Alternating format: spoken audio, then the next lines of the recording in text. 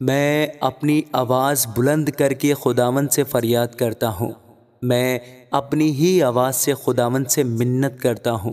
میں اس کے حضور فریاد کرتا ہوں۔ میں اپنا دکھ اس کے حضور بیان کرتا ہوں۔ جب مجھ میں میری جان نڈھال تھی، تو میری راہ سے واقف تھا۔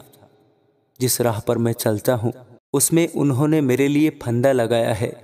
دہنی طرف نگاہ کر اور دیکھ، مجھے کوئی نہیں پہچانتا۔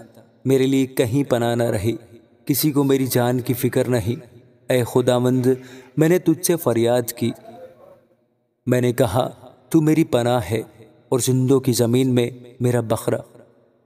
میری فریاد پر توجہ کر، کیونکہ میں نہایت پست ہو گیا ہوں۔